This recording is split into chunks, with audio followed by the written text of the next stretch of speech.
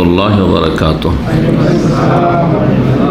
إن الحمد لله نحمده ونستعينه ونستغفره ونعوذ بالله من شرور أنفسنا ومن سيئات أعمالنا من يهده الله فلا مضل له ومن يضلل فلا هادي له وأشهد أن لا إله إلا الله وحده لا شريك له وأشهد أن محمدا عبده ورسوله صلى الله تعالى عليه وعلى آله وصحبه وسلم تسليما كثيرا أما بعد فأعوذ بالله من الشيطان الرجيم والذين يتوفون منكم يذرون أزواجا يتربصن بأنفسهن 4 أشهر وعشرة সম্মানিত দিনী ভাতৃমণ্ডলী, আল্লাহ রাব্বুল আলামিনের প্রশংসা এবং প্রিয় নবী মুহাম্মদ রাসূলুল্লাহ সাল্লাল্লাহু আলাইহি সাল্লামের উপর সালাতু সালামের পর আজ তেসরা জমাত আস-সানি 1443 হিজরি মোতাবেক 6 জানুয়ারি 2022 আমাদের ধারাবাহিক সাপ্তাহিক আলোচনা, সংক্ষেপে একটি বিশেষ বিষয়ের উপর আলোচনা, বিষয়ভিত্তিক। আর তারপরে প্রশ্ন উত্তর পর্ব আমরা শুরু করেছি। আমাদের কাছে লিখিত প্রশ্ন আছে 10-11টি। ইনশাআল্লাহ তাআলা উত্তর দেওয়ার চেষ্টা করব। আল্লাহ রাব্বুল আলামিন যেন তৌফিক দান করেন। আর যারা সরাসরি এখানে উপস্থিত আছেন ভাইয়েরা এবং বোনেরা, যদি কোনো প্রশ্ন থাকে তো আপনাদের প্রশ্ন তারপরে ইনশাআল্লাহ নেওয়া হবে। জি, আপনারা মৌখিক প্রশ্ন করতে পারবেন অথবা লিখিত পাঠাতে পারবেন এখানে।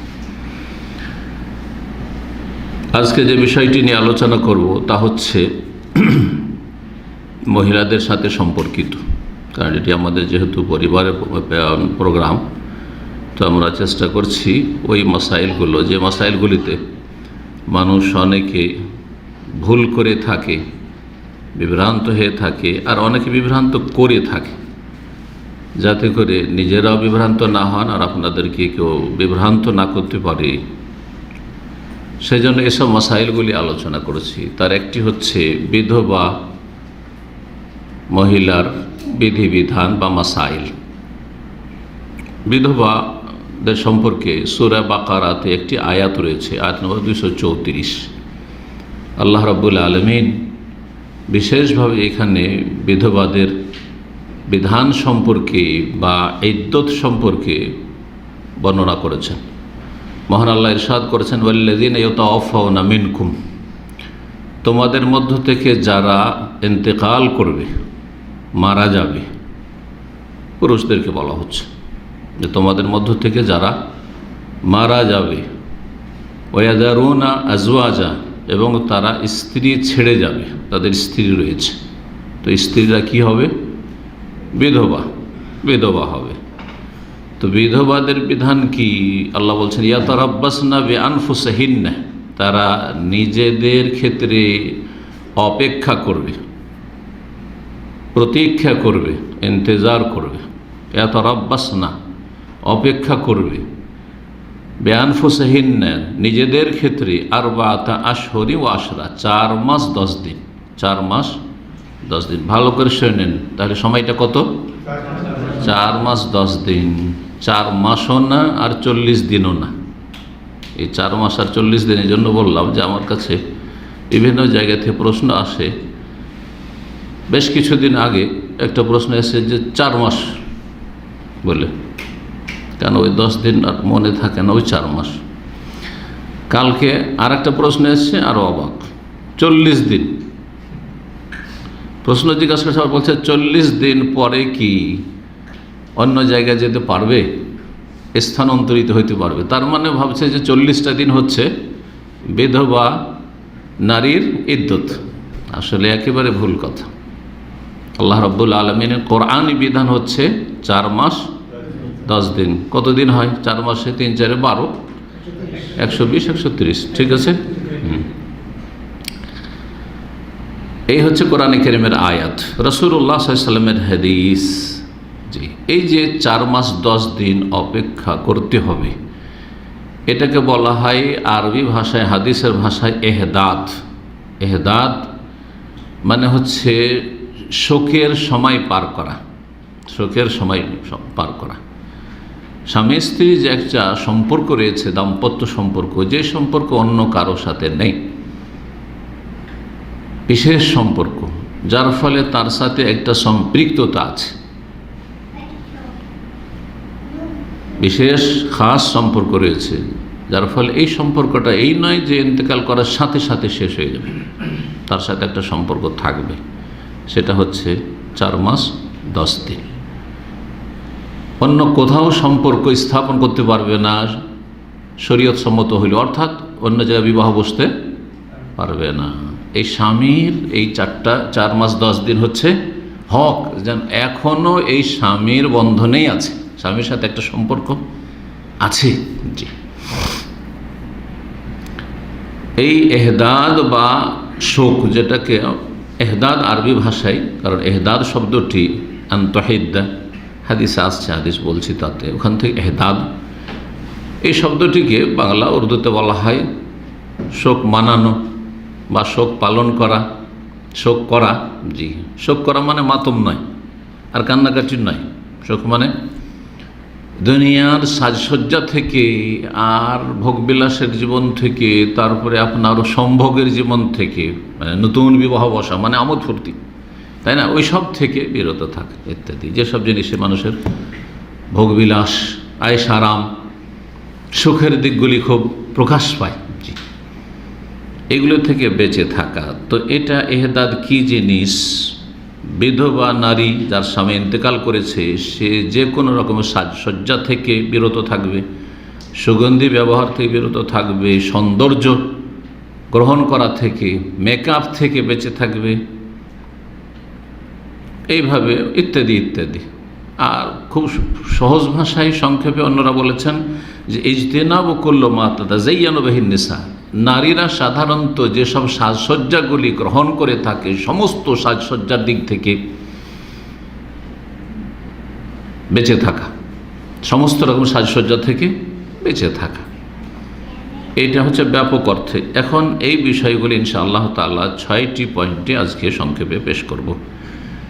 এবার আমি একটি হাদিস বলি, সহিহ বুখারী 313 নম্বর, সহিহ মুসলিমের 1491 নম্বর হাদিস। উম্মে আতিয়া রাদিয়াল্লাহু তাআলা আনহা, প্রখ্যাত সাহাবিয়া থেকে বর্ণিত, তিনি বলছেন আন্না নবী সাল্লাল্লাহু আলাইহি ওয়াসাল্লাম বলেছেন, লা ইয়াহিল্লু লিইমরাত তুমিনু বিল্লাহি ওয়াল ইয়াউমিল আখির, কোন মহিলার জন্য হালাল নয়, মানে হারাম, তাই না, হারাম যে কোনো মহিলার জন্য, যেই মহিলা তুমিনু বিল্লাহি ওয়াল ইয়াউমিল আখির, আল্লাহ এবং পরকালে বিশ্বাসী, আল্লাহ এবং পরকালে বিশ্বাসী। এই কথা বলার উদ্দেশ্য কি? উদ্দেশ্য হচ্ছে যে তোমার আল্লাহর প্রতি বিশ্বাস আছে, আল্লাহ তোমার মাবুদ, আল্লাহ রাব্বুল আলামিন তোমার রব, সুতরাং আদেশ নিষেধ তোমার জীবনে চলবে একমাত্র আল্লাহ। তারপরে পরকালের প্রতি বিশ্বাস আছে, তার মানে তুমি যদি আল্লাহর অবাধ্য হও, তার পরকাল আসামের কাঠগড়াই দাঁড়াতে হবে এবং সেখানে গিয়ে ফেঁসে যাবে, সেখানে গিয়ে ধরা খেয়ে যাবে, উপায় নেই। এটা যেন সচেতন করে দাও যে আল্লাহ বিশ্বাসী, পরকালে বিশ্বাসী যখন কোনো মহিলা, তখন তার জন্য হারাম, হালাল নয় আন তুহিদ্দা আলা মাইয়াতিন, যে কোনো মৃত ব্যক্তির ওপর শোক প্রকাশ করবে, শোক করবে, ফাওকা সালাসিন, 3 দিনের বেশি, 3 দিনের বেশি কোনো ব্যক্তির ওপর চলবে না, ইল্লা আলা যাওজ, একমাত্র স্বামীর ক্ষেত্রে, একমাত্র স্বামীর ক্ষেত্রে। যেন বললাম যে স্বামীর সাথে বিশেষ সম্পর্ক, যেটা অন্যের সাথে এই দিক থেকে নেই। কতদিন? 4 আশহুরি ওয়া আশরা, 4 আশহুরিন ওয়া আশরা, 4 মাস 10 দিন।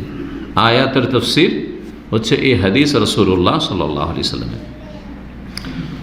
তো বিধবা মহিলার যে মাসাইলগুলি বললাম যে 6টি মাসাইল, কেউ কেউ এই 6টাকে 7টা করেছেন, তার মানে একসাথে হয়তো একটা বিষয়কে বর্ণনা করে দেওয়া হয়েছে, সেটাকে 2টো করা হয়েছে, এভাবে কোনো কোনো কিতাবে 7টি করা হয়েছে। আমরা 6টি পয়েন্টে বলে দিই সংক্ষেপে ওই বিষয়গুলি।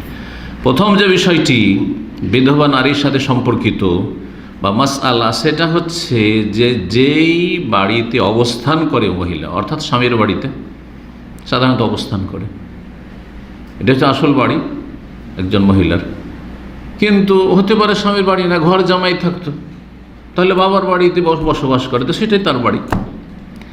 যেই বাড়িতে বসবাস করে সেই মহিলা, সেই বাড়িতে আর সেখানে ইন্তেকালের খবর পৌঁছেছে, সেখানেই অবস্থান করবে 4 মাস 10 দিন, সেখানে অবস্থান করবে 4 মাস 10 দিন। তাহলে আয়াতের তাফসীর, ইয়াতারাব্বাসনা বিআনফুসিহিন্না 4 আশহুরি ওয়া আশরা, 4 মাস অপেক্ষা করবে, 4 মাস 10 দিন অপেক্ষা করবে, তার মানে বাড়িতেই অবস্থান করবে, যে বাড়িটা তার থাকার। ধরেন ইন্তেকাল খবর পৌঁছিল, ওই সময় বাড়ির বাইরে ছিল, বাবার বাড়িতে ছিল, স্বামীর বাড়িতে ছিল, কিন্তু স্বামীর বাড়ি নিরাপদ, ওইটা হচ্ছে আসল বাড়ি, তাহলে চলে আসবে, সাথে সাথে স্বামীর বাড়িতে চলে আসবে। আত্মীয়র বাড়িতে ছিল, হাসপাতালে ছিল, কোথাও সফরে ছিল, হজ উমরার সফরে ছিল, চলে আসবে, যত তাড়াতাড়ি সম্ভব সেখান থেকে চলে আসবে। জি, সম্ভব তাড়াতাড়ি পৌঁছে যাওয়া, আর বিলম্ব করবে এমনটা করবে না, বরং দ্রুত আপন বাড়িতে এসে ইদ্যত পার করবে। ইদ্যত পার করা, জি। এখান থেকে বেরোতে পারবে না, রাত বাইরে কাটাতে পারবে না, দিনে এদিক সেদিক যেতে পারে, দিনে দিন দুনিয়ার প্রয়োজনে বাইরে যেতে পারে, এটা মাসলা আমাদেরকে জেনে রাখতে হবে। দিনে যদি কিছু কেনাকাটা থাকে জায়েজ যাওয়া, যদিও না গেলে ভালো, কিন্তু জায়েজ। দিনে দিনে কোথাও গেল আর খাওয়া দাওয়া করে চলে আসলো, জায়েজ। অনেকে মনে করে যে কারোর সাথে কথা বলা যাবে না, কারোর সাথে দেখা দেওয়া যাবে না। তাহলে ইসলাম মানতে গিয়ে দুই শ্রেণীর লোক বিভ্রান্তির শিকার হয়েছে। এক শ্রেণীর লোক চরমপন্থী বাড়াবাড়ি করেছে, কঠোরতা অবলম্বন করেছে, তাশাদ্দুদ করেছে। আর এক শ্রেণীর লোক শিথিলপন্থী, ঢিলামি করেছে।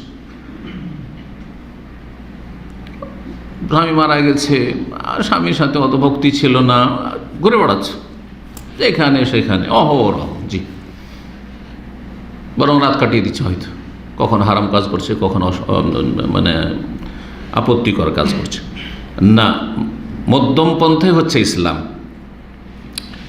কোনো জায়গায় রাত কাটাতে পারবে না গিয়ে, এখানে অবস্থান করতে হবে স্বামীর বাড়িতে, বাইরে যাওয়া যাবে না, রাত কাটানো যাবে না। ওই যে রাত অন্য জায়গায় কাটা যাবে না, ওইটাকে একটা পয়েন্ট করে কেউ 7টা বলেছে।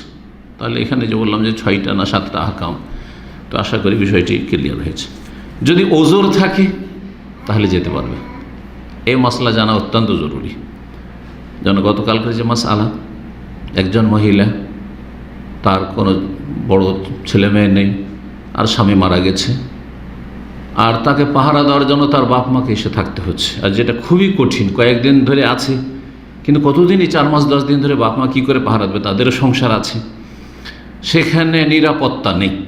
ওজোর হচ্ছে নিরাপত্তাহীনতা, সেখানে নিরাপত্তা নেই। কিসের নিরাপত্তা নেই? জীবনে নিরাপত্তা নেই, অথবা ধন সম্পদে নিরাপত্তা নেই, অথবা মান ইজ্জত আবরু নিরাপত্তা নেই। কোনো অসৎ ব্যক্তি তার অসৎ উদ্দেশ্য পূরণের অপচেষ্টা চালাতে পারে, এগুলি হচ্ছে সেই ওজোর। অথবা চিকিৎসা, জরুরি চিকিৎসা, আর হাসপাতালে অ্যাডমিট হইতে হবে, সুতরাং হাসপাতালে রাত কাটাতে হবে, জায়েজ, অসুবিধা নেই। এগুলো হচ্ছে শরঈ ওজোর।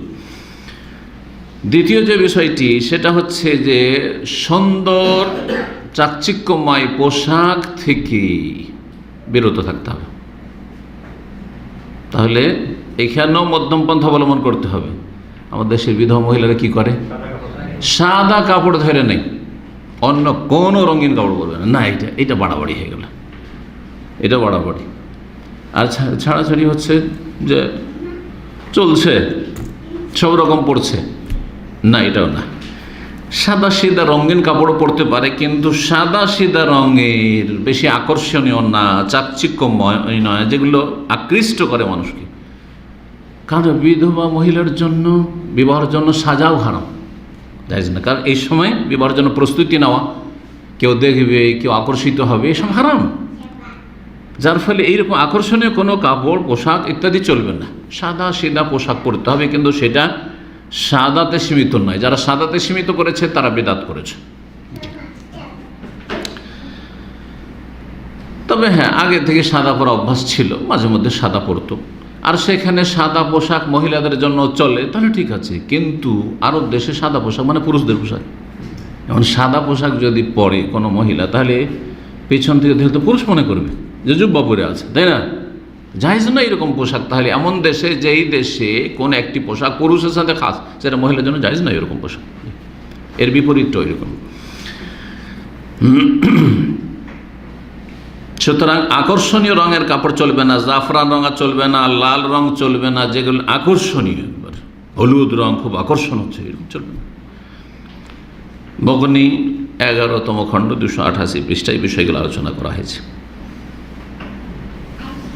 সহিহ বুখারী মুসলিমের হাদিস এটাও রয়েছে যে স্বামীর জন্য 4 মাস 10 দিন অপেক্ষা করবে, যে হাদিসে বলছিলাম, আর রঙা কাপড় পরবে না যেই রঙে সুগন্ধি রয়েছে, তবে ইল্লা সব আসমিন, সাধারণ রঙের কাপড়, সুরমা লাগাবে না, আর ওয়ালা তামাসতিবান, সুগন্ধি ব্যবহার করবে না।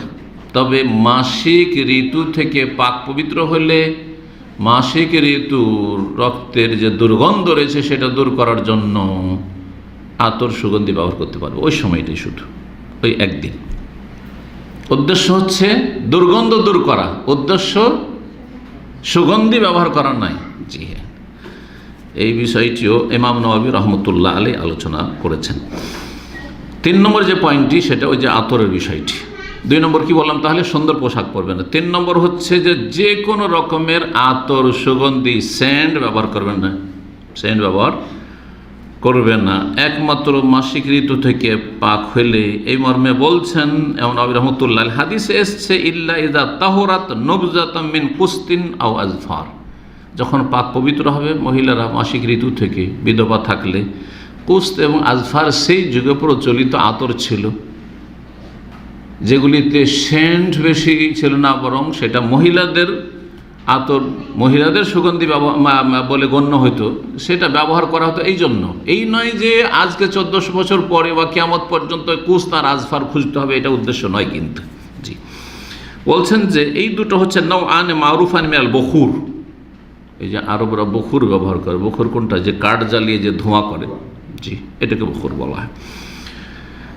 বলছেন যে এইটা মাসিক ঋতু থেকে পাক হয়ে ব্যবহার করতে হবে। ওয়ালাইসা মিন মাকসুদিত তিব, উদ্দেশ্য সুগন্ধি ব্যবহার করা নয়, উদ্দেশ্য হচ্ছে রুখিসা ফিল মুগতাসিলা মিনাল মাহিদ, মাসিক থেকে যারা পাক হয়েছে তাদের জন্য ছাড় দেওয়া হয়েছে। লিজালাতির রায়াহাতিল কারিহা, দুর্গন্ধ রয়েছে একটা রক্তের, পচা রক্তের, যে সেটা দূর করার জন্য লাগাতে পারবে।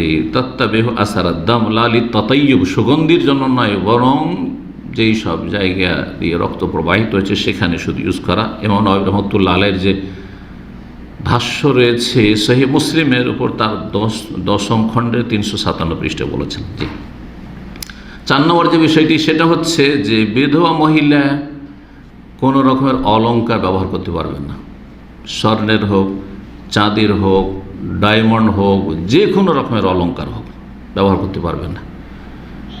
বিধবা হওয়ার পর নতুন কোনো অলংকার ব্যবহার করতে পারবেন না, আর যেগুলো আগে থেকে অলংকার ছিল সেগুলি খুলে ফেলবে। এটা হচ্ছে সহি কথা। যদি এর বিপরীত কেউ বলে যে না, বিধবাদের অলংকার খুলে ফেলা এটা হিন্দুদের প্রথা, তাহলে তার দিনের ফিকহের জ্ঞান নেই। জি, বাড়াবাড়ি কথা। তো সেই অলঙ্কারগুলি বলছেন যে সাওয়ান কানা জালিকা কালায়েদ, সেটা মালা, হারের আকারে হোক, আও আসফেরা অথবা চুড়ি হোক, আও খাওয়াতেম অথবা আংটি হোক, যে কোনো পায়ে হোক, যে কোনো জায়গায় হোক, নাকে হোক, জাতি হোক না কেন।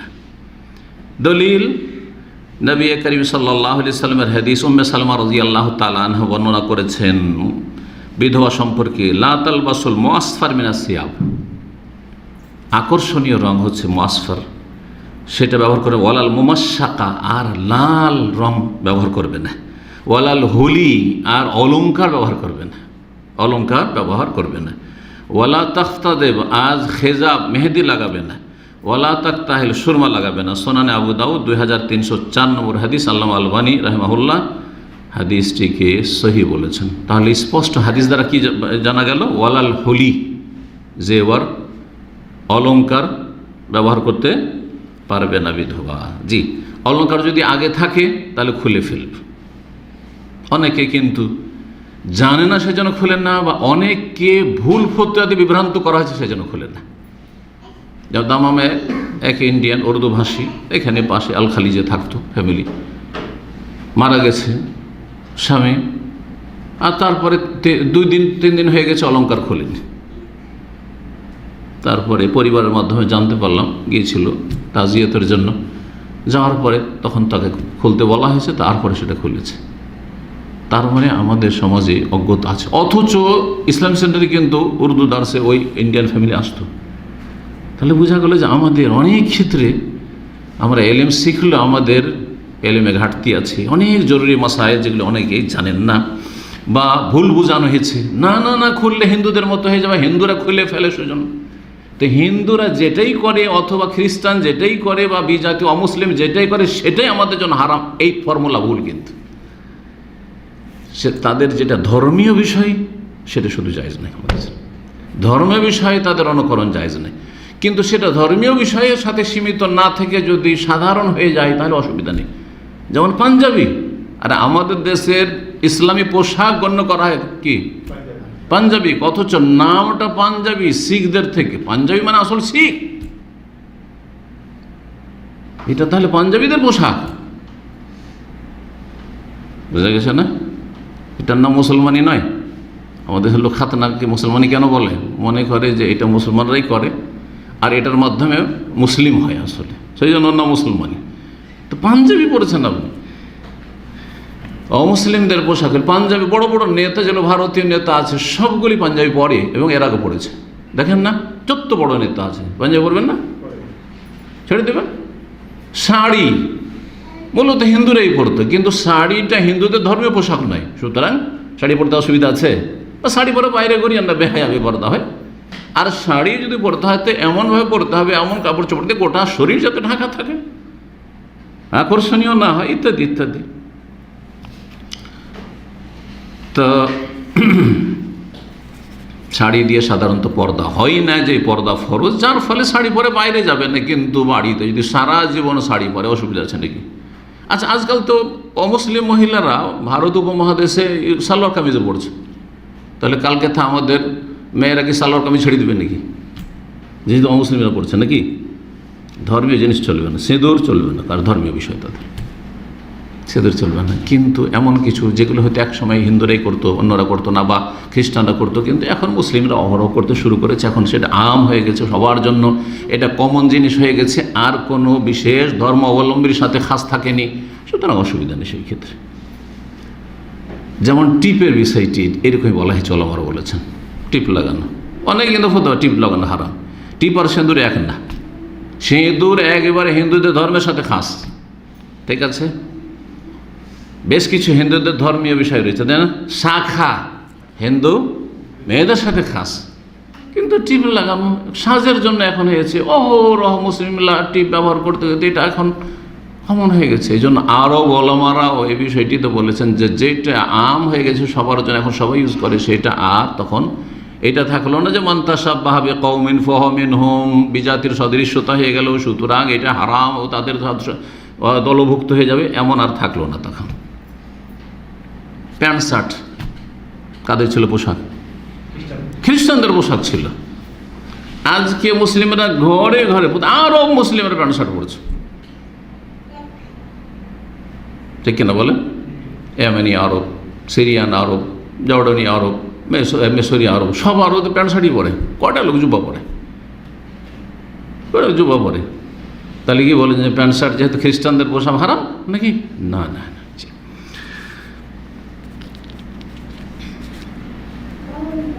তো হিন্দুরা মারা গেলে তাদের স্ত্রীরা অলংকার খুলে ফেলে, সেই জন্য মুসলিমদের জন্য এটি বেদাত এবং হিন্দুদের কাজ, এই ফতোয়া ভুল ফতোয়া। জি।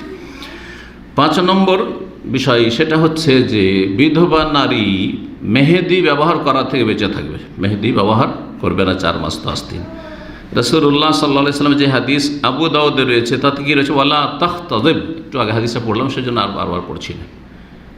মহিলা বিধবা কি করবে না? খেজাব মানে মেহেদি ব্যবহার করবে না। জি, হাতে পায়ে যে মহিলারা মেহেদি ব্যবহার করে সেটা করবে না। 6 নম্বর যেটা সেটা হচ্ছে যে সুরমা ব্যবহার করবে না, সুরমা ব্যবহার করবে না। সহিহ বুখারী মুসলিম হাদিস রয়েছে উম্মে সালমা রাদিয়াল্লাহু তাআলা আনহা থেকে, জনৈক মহিলা রাসূলুল্লাহ সাল্লাল্লাহু আলাইহি ওয়াসাল্লামের কাছে আসলো, এসে বলে, ইয়া রাসূল ইন্না ইবনাতি তুফিয়া আনহা যাওজুহা, আমার মেয়ের স্বামী মারা গেছে, মেয়ের স্বামী মারা গেছে। এটা হচ্ছে সহিহ বাংলা, কিন্তু বাংলাদেশের মানুষের বাংলা হচ্ছে মেয়ের জামাই। আসলে জামাই আসলে বাংলা ভাষায় শুদ্ধ বাংলায় জামাই কাকে বলে? জামাই কাকে বলে? মেয়ের স্বামীকে। কিন্তু আপনারা এটা বলেন, কি বলছেন? মহিলা বলছে আমার জামাই মানে আমার স্বামী। হাজব্যান্ডকে জামাই বলছে, হাজব্যান্ড জামাই নয় আসলে। জি, তো আঞ্চলিক ভাষায় বুঝে ঠিক আছে, কিন্তু আপনাকে লিখার সময় একটা বই লিখছেন, একটা আর্টিকেল লিখছেন, তখন বলছে আমার জামাই নাকি। একটা মহিলা দিছে ফেসবুকে স্টার বলছে আমার জামাই, এরকম না, কি বুঝবে মানুষের।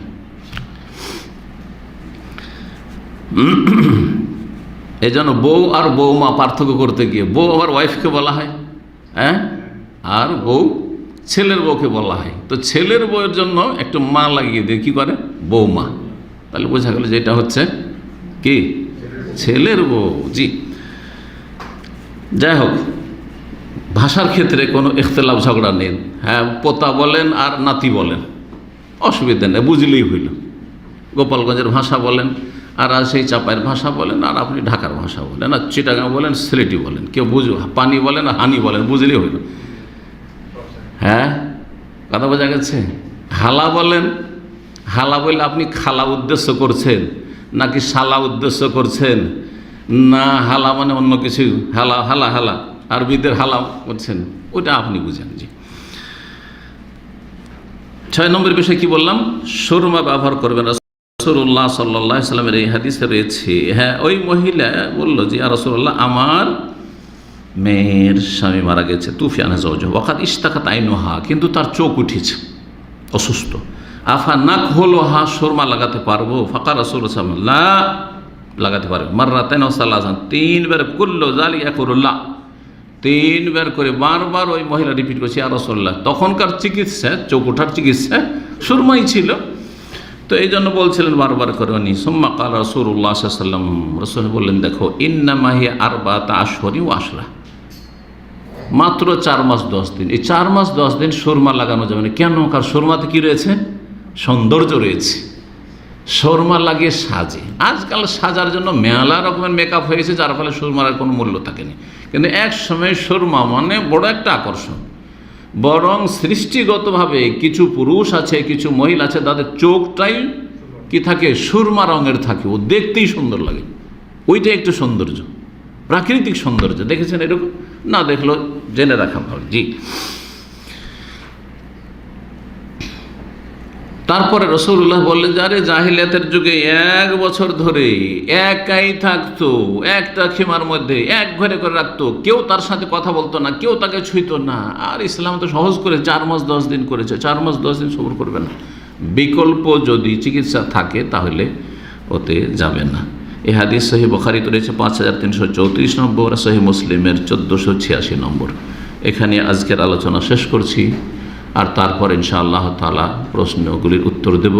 আল্লাহ রাব্বুল আলামিন যেন আমাদেরকে সঠিক দ্বীনের জ্ঞান অর্জনে তৌফিক দান করেন এবং সহি জ্ঞানের ভিত্তিতে, কোরআন সুন্নাহর ভিত্তিতে আমাদেরকে আমলের তৌফিক দান করেন, সহি আকীদার তৌফিক দান করেন এবং ভালো চরিত্রের তৌফিক দান করেন।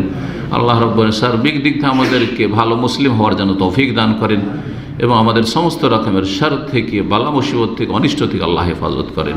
জাযাকুমুল্লাহু খাইরান।